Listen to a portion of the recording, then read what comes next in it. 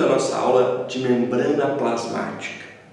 A gente começa a falar agora sobre a citologia, e a citologia ela tem algumas divisões. Primeiro se fala de uma parte que é mais periférica, que é a membrana plasmática. A gente vai mergulhar depois no citoplasma, onde se dá muita importância para as nossas organelas, que são as organelas citoplasmáticas, e depois a gente vai terminar com a parte do núcleo. Mas essa parte de membrana é um assunto muito tranquilo, não é um assunto que gera muito problema, desde que vocês consigam organizar o pensamento de vocês, desde que vocês consigam separar esse estudo, tá?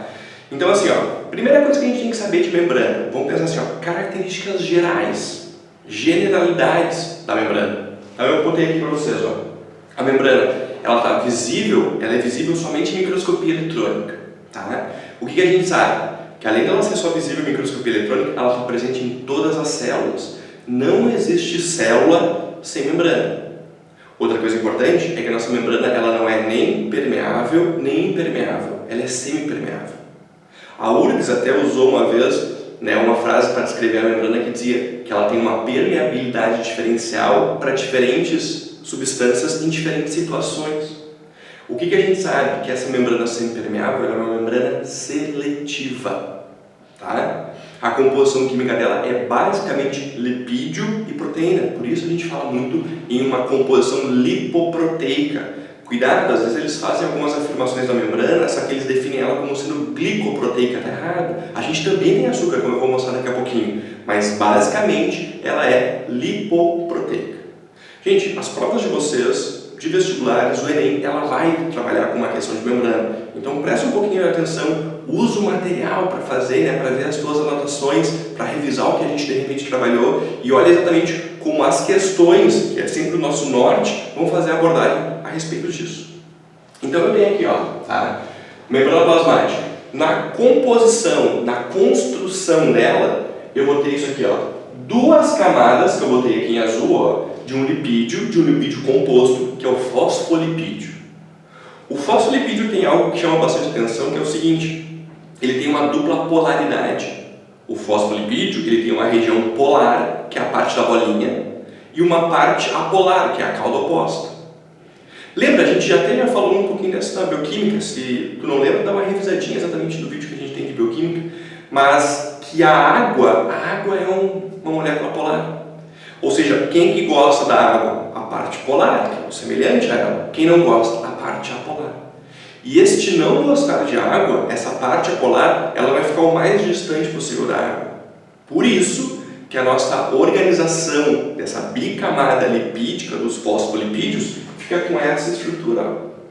Essa partezinha do meio, que eu citei para vocês aqui, ó, que é a parte apolar, ela vai ficar o mais distante possível da água. Imagina que esse lado aqui, ó, é o lado interno. Lado interno de célula, a gente vai ver muito em questões sendo o lado intracelular.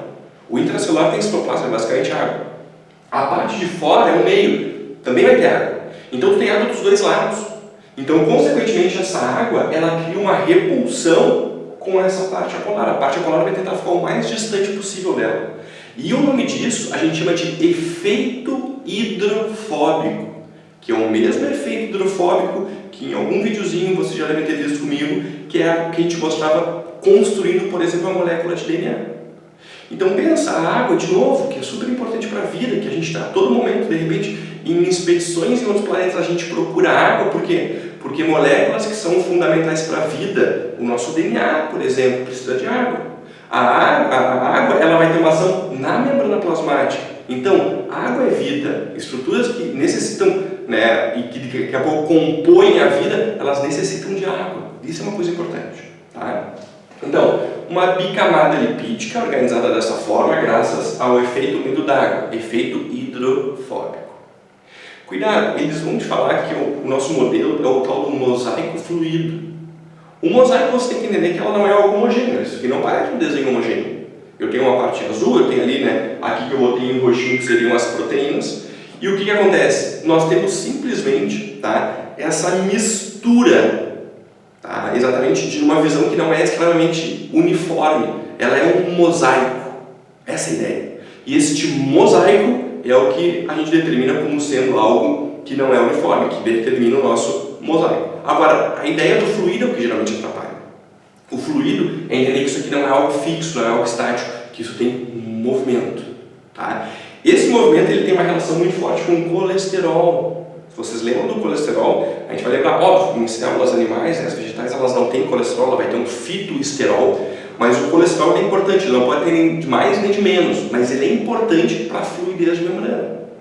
Membrana plasmática que perde essa fluidez, ela perde a capacidade de ter comunicação com a parte de fora, por exemplo, e isso é importante. Ela ser semipermeável determina muitas vezes que ela tenha essa comunicação com a parte externa, senão ela seria impermeável, ela ficaria isolada, mas ela não sobrevive. Tá? Então, o mosaico fluido não é homogêneo e não é estático, beleza? Eu botei aqui na parte de fora, muito formando um envoltório externo que a gente tem nos animais que chama-se glicocálix, que é importante muitas vezes até para alguma aderência. O glicocálix ele vai ser importante exatamente para um reconhecimento celular. Células vegetais elas não vão ter esse envoltório, mas células vegetais têm a parede celular, que também tem celulose, que também vai ser açúcar e que é extremamente rígido. Muitas vezes, eu até vou mostrar daqui a pouquinho, a gente não consegue fazer com uma célula vegetal ela estoure exatamente porque ela tem essa parede celular. Tá? Mas assim, ó, a organização é essa. 2 camadas de lipídio organizadas dessa forma, porque é o fosfolipídio porque tem água envolvida. Proteínas mergulhadas, tá? E não organizadas, se movimentando, açúcar e o colesterol. Certo? Então, as características gerais de uma membrana você já sabe. A construção de uma membrana vocês também já conhecem. O que a gente pode falar daqui a pouco? De uma especialização de membrana. Então assim, ó, quando eu tenho essa especialização, vocês vão lembrar, tu tem na verdade uma modificação para determinar e para daqui a pouco executar uma determinada função. Eu tenho, por exemplo, aqui ó, as microvilosidades muito famosas, os desmossomos e eu vou ter as interdigitações. Lembra, as microvilosidades elas são dobrinhas da membrana. E eu acabei de falar, a gente só consegue ver membrana em microscopia eletrônica. Ou seja, ele é muito pequeno. É muito difícil a gente conseguir ver microvilosidade. Tá? Também a gente não vai conseguir ver. Mas eu sei o quê? Eu sei que essas dobrinhas da membrana, que vocês por enquanto só acreditem no prof, elas servem para quê? Elas servem para aumentar uma superfície de absorção. Quanto mais superfície eu tenho, mais eu absorvo. Naquele pequeno espaço, se fosse uma membrana reta, eu teria uma superfície X. Mas nesse pequeno espaço, como eu tenho várias dobrinhas, isso aumenta a superfície. Se eu pudesse esticar, a gente ia ficar com uma superfície muito maior. Então, sempre que eles falarem para vocês de microvilosidades, lembrem, aumento da superfície de absorção. Quando eu vou para os desmossomos, ou de repente um hemidesmossomo, uma das marcas de tecido epitelial é que as células são muito grudadas. As células são chamadas de justapostas. Essas células grudadas, essas células que são justapostas, elas vão ficar exatamente aderidas porque tem um velcro entre elas. Este velcro chama-se desmossomo. O desmossomo até tem um enraizamento no citocianeto, que a gente fala na nossa próxima aulinha aqui. Mas lembra, ó, o desmossomo, se eles falarem, olha, qual é a função de um desmossomo? Vocês vão lembrar que é aumentar a adesão entre as células. Essa adesão, essa aderência, tá, pode ser feita por um desmossomo que é uma parte dele só, que é esse pequenininho que eu botei aqui, ó, que a gente chama de hemidesmossomo. O hemidesmossomo no epitélio é interessante para colar numa coisa chamada lâmina basal. Nós não temos o tecido epitelial, por exemplo, como sendo um tecido vascularizado. Pô, prof, mas ele não é vascularizado, como é que ele é nutrido? Pela lâmina basal. E pensa, se é a lâmina basal, que é esse tecido conjuntivo acessório, que vai dar essa nutrição para o tecido epitelial, a gente ficaria distante ou próximo dele, colado nele. E é para isso que existe o hemidesmossomo. Então, falou desmossomo, pensa em velcro, pensa em aderência. Agora, eu vou ter também as interdigitações. As interdigitações, digitação vem de dedo mesmo, é como se eu tivesse 2 células e elas colocassem partes da membrana uma para outra, dentro da outra assim. Ó. Tu tem, na verdade, uma dobrinha da membrana e esse pregamento é muito semelhante ao que nós temos, por exemplo, com as microvilosidades. Porém, microvilosidade é da parte de dentro para a parte de fora, a absorção. As interdigitações acontecem entre células, ou seja, isso aumenta uma área de contato, aumenta também uma troca, mas a gente fala muito nas interdigitações como aumentando também a aderência. Eles fazem muitas armadilhas onde eles perguntam quais são as modificações ou quais são as estruturas que servem para que uma célula fique aderida na outra e todo mundo procura desmossomo e às vezes não tem. E pode ser o próprio glicocálix, que envolve a célula, e as interstitações. Tá? Mas lembra assim, ó, microvelocidades, desmossomos, interstitações são dobrinhas de membrana. A gente não consegue fazer isso com uma célula vegetal. Por quê? Porque a célula vegetal é exatamente envolvida por uma parede celular celulótica muito rígida.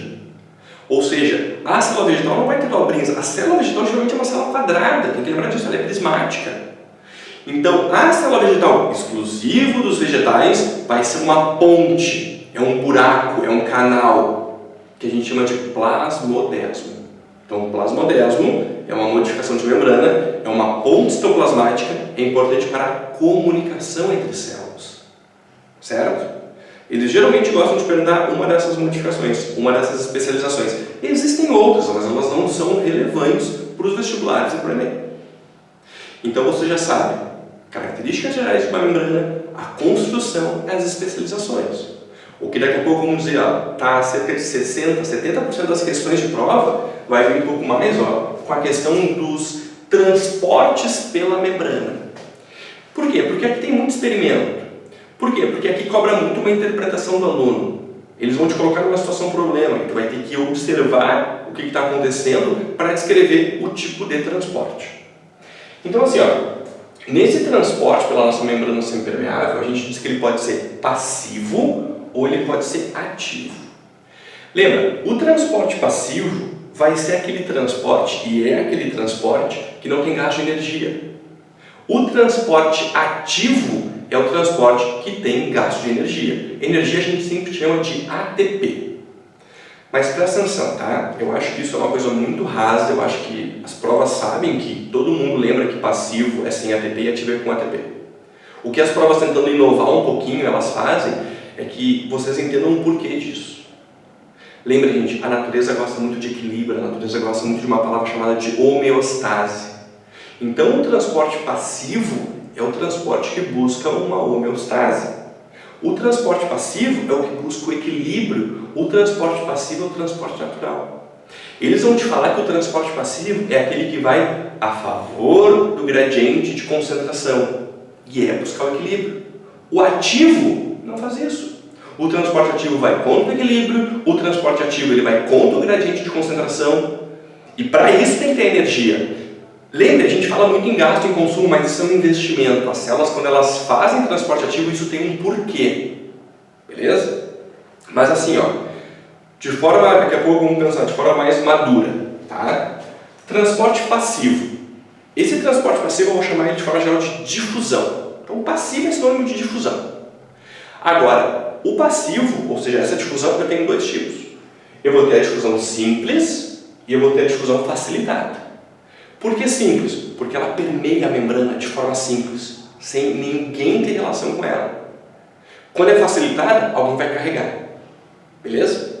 Então, difusão simples, tá? Como não tem ninguém carregando, como não tem proteína, a gente vai dizer que é um processo não específico, porque seria específico se tivesse a participação da proteína.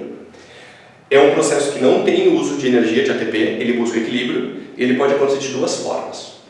Ele pode ser uma passagem de soluto, mas não é qualquer soluto, é um soluto gasoso. E ele pode ser passagem de solvente, que pra gente, a gente está falando de um solvente celular e solvente é sempre água. Tá? Então pensa, o soluto, gás, ele vai da onde? Onde ele está mais concentrado para onde ele está menos concentrado. O hiper vem de hipertônico, concentração. Hipo vem de hipotônico, concentração. O hiper é mais concentrado que o hipo. Se eu pego, por exemplo, e acendo, uma vela que faça fumaça aqui, esta fumaça aqui, enfim, é o gás que a gente consegue enxergar, ele sai de uma parte mais concentrada e ele vai tomando essa sala, vai tomando esse espaço.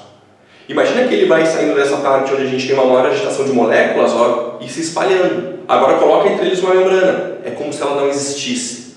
É como se daqui a pouco eu tentasse separar e isolar um gás nessa sala, botando uma grade, uma grade dessas de cerca. O gás passa ali livremente. Por isso que é uma difusão simples.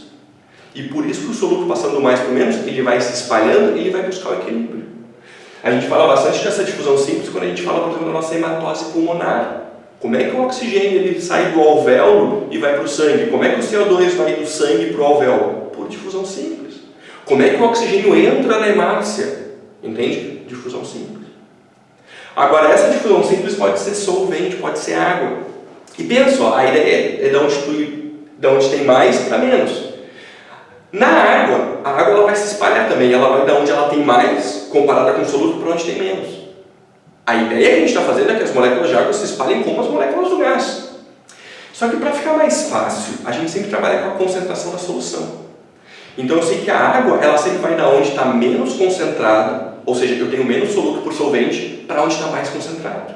Na verdade, o pensamento é esse da água se espalhando. Mas quando a gente pensa na concentração da solução, vocês vão estar sempre olhando o quê? Tá? A osmose, que é esse processo, sim, a osmose é uma difusão simples, que é esse processo de passar água, certo? Do menos concentrado para o mais, como sendo uma diluição. Olha, a célula ganhou água, a célula perdeu água. O néfron ganhou água, perdeu água. Uma raiz ganhou água. Sempre que tiver esse processo de fluxo de água por diferença de concentração, nós chamamos de osmose. A URGS já colocou uma questão que ela descrevia osmose, mas quando tu ia olhar não tinha como resposta a osmose, tinha difusão simples, e é simples. Ah, prof, mas eu sei que na osmose tem uma proteína aqui, ó, tem uma proteína de canal, que é tipo um caninho, que chama-se de aquaporina, beleza? Pô, tu tá super bem informado. Ah, mas por que a aquaporina não transporta a água? Ela não faz nada, ela é só um cano. E por mais que tenha só um cano, aqui ó, aquaporina, tá? Ela continua sendo o quê? Ela continua sendo um processo não específico. E ela flui simplesmente, tá? Porque não tem movimento dessa proteína. Ela fica ali só parada, ela só existe com um buraco no meio. Beleza? Então lembra, difusão simples, não tem proteína, não tem gás de energia, pode ser gás ou água, quando for água é osmose. Em algumas situações, eles podem botar aqui, ó, formas experimentais. Eles pegam uma célula animal, muitas vezes a célula animal que eles vão estar usando vai ser exatamente uma hemácia, ou eles pegam uma célula vegetal e colocam numa solução hipertônica, mais concentrada que a célula, ou numa solução hipotônica, menos concentrada que a célula. Tá? Cuidado com isso, eles não vão informar, a concentração da célula é essa, a concentração do meio é esse. Se ele te falar tanto da célula quanto do meio, tu lembra que o outro é o oposto. Essa é a ideia, é sempre uma comparação. Então assim, ó, se eu pego, por exemplo, tanto uma célula animal quanto uma célula vegetal, eu coloco no meio hipertônico, as duas, animal e vegetal, são em relação ao meio hipotônicas. E o que elas fazem? Elas perdem água. O volume delas diminui. A célula animal, vamos chamar aqui a nossa hemácia, ela murcha e ela sofre uma coisa chamada de crenação. A célula vegetal, a gente não consegue ver exatamente porque a parede celular é bem fixa, né? Mas ela tem uma redução do volume interno. Só que cuida, células vegetais que perdem água para o meio, por osmose, elas sofrem um evento chamado de plasmólise. Célula vegetal plasmolizada, eu sei que tem esse lixo que parece que ela explodiu, mas não, ela murchou. O contrário é se eu coloco uma célula animal e uma célula vegetal em um meio hipotônico. Porque daí a célula em relação ao meio é o quê? A célula é hipertônica.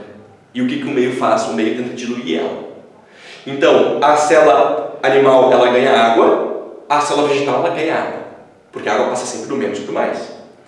A célula animal, quando ela ganha água, ela fica túrgida, inchada, a vegetal fica túrgida.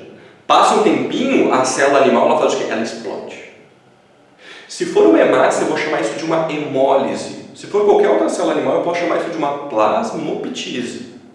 Só que lembrem, em células vegetais não acontece essa explosão. E já teve provas que perguntaram por que ela não explode.